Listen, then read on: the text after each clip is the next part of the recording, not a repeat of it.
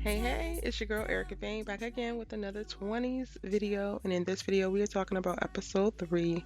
Let's go on ahead and get into it. All right, y'all, I've tried twice to script out something to say about this episode, and I've gone back and rewatched it quite a few times. Simply put, it was powerful and chock full of amazing content around specific storylines.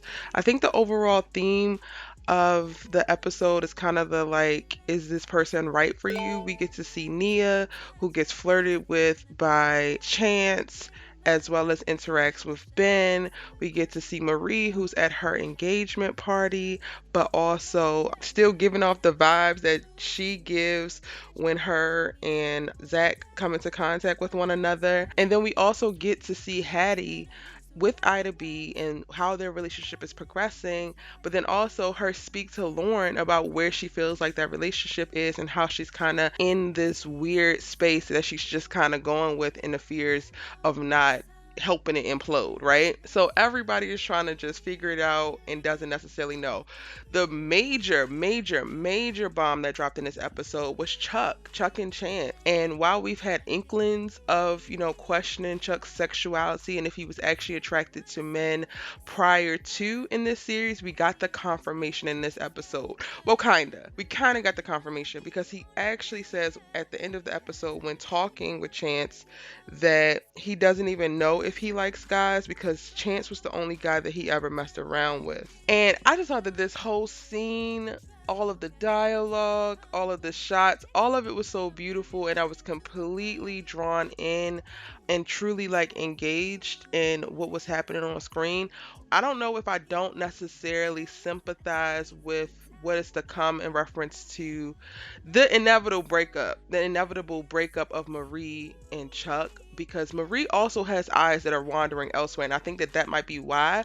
But then I also don't necessarily feel bad for what's actually happening, because to me it's beautiful to see Chuck confront some of his demons. So when they actually sit down at the end of this episode and have the conversation, Chance asks Chuck, are you scared of becoming that dude, the perfect black dude? And honestly, like, I'm a black woman, so I don't necessarily regularly think about it from a black male's perspective or even try to like jump in unless I'm like in a conversation with other black men and then I'm trying to empathize and understand within that context of that conversation.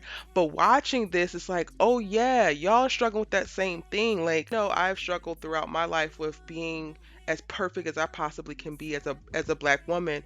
But what the heck? Like, black men are also struggling with that. Queer black men are definitely struggling with that, or can be struggling with that. And that becomes not only an obstacle for your personal development and growth, but then also for your identity and where you fall and on the sexual spectrum and what you know to be true of yourself or what you allow to be true of yourself. Chuck is in a space right now. And also I'm like speaking as a cis hetero woman, right?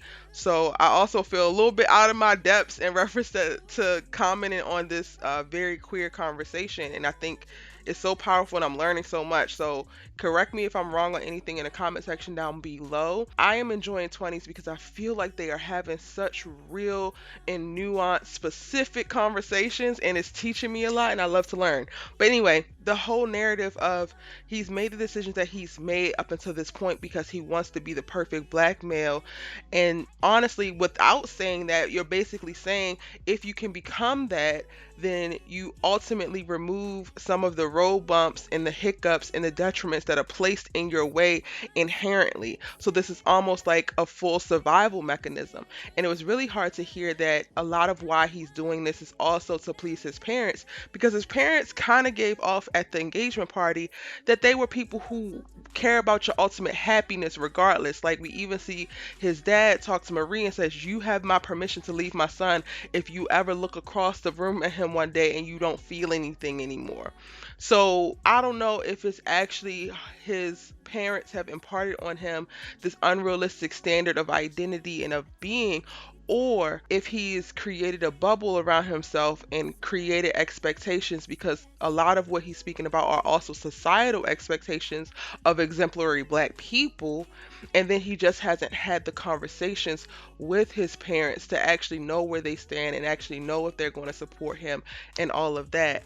But regardless, watching them have this conversation and be so honest within it was just very refreshing to see. And I feel like, going back to why I said I don't necessarily sympathize with the loss that's going to be of the relationship of Marie and Chuck, is because I think that it's just one of the losses that have to happen as both of these individuals step closer onto paths that are actually aligned with them being who they really want to be and in their true happiness. And I think that that's a loss that needs to happen. That's a growing pain. That's a life lesson. And sometimes those things need to happen. So I don't feel bad that that's about to happen. I actually like the way that they actually showed this, because as a cis hetero black woman, I struggle sometimes with the idea of, like, if you know you're gay, why would you want to date me? And the conversation around that. And I feel like watching this scene specifically and how they're handling Chuck's story is also humanizing that part of the journey, and really helping me understand that part of it is that you don't necessarily know yet. Like, he literally says he doesn't know if he's gay because Chance was the only person that he ever done anything like that with. And then that begs the question of, is this a thing about him actually being gay or queer or whatever, or is he just really, really attracted to and in love with Chance, the person that Chance was, his roommate? He probably was super supportive. He probably was the first person to fully see him, and he didn't feel like he had to put a mask on in front of or any of that. And that is like a universal, like, feeling. Like, I can relate to that, like finding a person that you don't have to put on for, and finding a person in life that seems or feels like they love you regardless of how bad your breath might be in the morning, or how bad you could possibly look when you first wake up, or just like whatever, y'all. I hope y'all understand what I'm saying. That's very, very powerful. And I thought that them, unpacking his journey, even in his self-actualization and identity in this way, was just so beautiful. And to me, it just makes the conversation a lot more nuanced in reference to, he is engaged to a cis hetero black woman that he does love very deeply. However, he also has deep love for this other black man who was a very important part of his life, and he has to figure out what does he do next with that information. Like, he even has the reconfirmation of, like, having this man at your engagement party, watching this man flirt with a woman in front of you, and the feelings that that stirred up inside of him. Now, the only way that I would actually start to get frustrated with Chuck, because I'm not even frustrated with him in this moment, how we would typically see, like, well, if you're attracted to a man and you're gay, like, it's not that simple. And I feel like this episode is showing that it's not that simple. But I will only get frustrated if Chuck moves forward and he doesn't take any steps. Like, he doesn't have to come out. He doesn't have to do any kind of grand gestures or large gestures or anything like that. But I do want him to continue to pursue fully understanding and accepting his identity, whatever that's going to be, and really start to pursue his happiness versus allowing himself to continue to check boxes. Because in this episode, we see him actually address that he knows that he's checking boxes. So now, if you know better, it's time to do better. And I want to see him go on a journey to actually being able to do better. Okay, so that was Chuck in this episode. Exemplary writing. I love the scenes, everything about it. Let me know what y'all thought in the comment section down below. And then also, if you're new here, hit that subscribe button, turn on your bell notification so that you don't miss any of my 20s breakdowns. I'm going to be talking about this series a lot because I think it's getting better and better with each new episode. But also, back into the breakdown. So Marie has been throwing out feelers with Zach. Zach has been kicking energy her way, and I feel like they need to actually explore this thing. I think it's interesting how Marie is also suffering from the same thing that Chuck is suffering from, just in a different gender. So she also feels the pressure to be perfect and to be progressive and to just do what is expected of her. And I think a lot of what we're seeing in reference to Marie and her wandering eyes and her lack of interest interest is coming from a place of just never feeling like she's been able to do the things that she wants to do. She doesn't actually really know what full on joy is, and she's getting to a place where she's wanting to experiment, she's wanting to try things, and I can't wait for her to actually break out. Like, I'm really looking forward to what the conversations are going to look like for both Marie and Chuck in reference to them not being happy. I know that Chuck mentioned that he doesn't want to lose Marie, so that's why he feels like he can't tell her, but I feel like the moment that he does tell her, it's going to be so freeing for the both of them, and these two are probably going to end up as amazing best friends moving forward, because they're both literally in the same place in life, just from two different perspectives, and they're really going to be able to empathize and understand each other and support each other completely differently than they were able to in reference to trying to maintain this relationship that's not necessarily serving who both of them are at their core. I thought it was interesting in this episode to watch Nia actually grow more, and she's like, okay, I'm going to try to get out here and get on social media, and she's also like, I also want to get into a relationship. I can't wait to see what they're going to do with her and Tristan, but then I also kind of forgot about Ben, but then Ben keeps popping back up, and he's clearly very much so interested in Nia. So I'm really interested to see what's going to happen between her and Tristan, or her and Ben, but something got to happen, because sis deserves. She's out here killing it as an actress. She's growing, she's pushing herself, she's grounded, she's honest, she's positive, and I think that she's one of the best characters that I've seen on television this year, and I'm really looking forward to them showing us more. And then Hattie, our main character. So I know we're dubbing the I to B relationship as toxic and she shouldn't be in it, but I don't feel like she shouldn't be in it, y'all. I think that the I to B relationship is helping her grow as well as helping I to grow.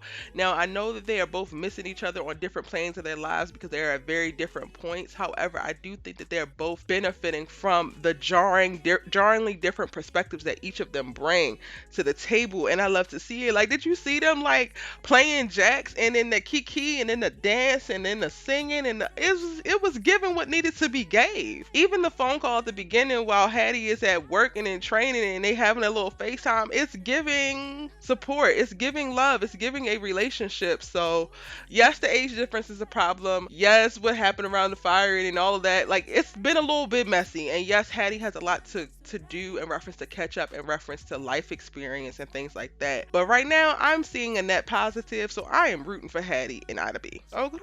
Okay. Now, I also want to make a note about Ben, because we get Lauren in this episode asking Ben about marriage, asking Ben about archiving their photos, and asking Hattie if she thinks that he might be embarrassed to be with a white woman, which I'm like, okay, so Lena about to go there with this conversation. They didn't go into depth in that realm in this episode, but I definitely think that it's coming, and I'm looking forward to seeing them explore another black male's perspective, specifically within romance, especially because he's in this interracial relationship, and he's also just went through a promotion. He has these goals, he kind of got a list that he's checking off too, and I can't wait to see what they give us in reference to Ben, and a little bit more insight into why he's making the decisions that he's making. He's clearly into Nia, but he's also still maintaining this relationship with Lauren, and I kind of want to know why. I'm intrigued. He raggedy, but I'm still intrigued. Let's see it. All right, y'all, that's my full breakdown of episode 3 from season 2 of 20s. Let me know what you thought in the comment section down below. It's your good sis Erica Bain, and I'm going to see you in the next video. Bye.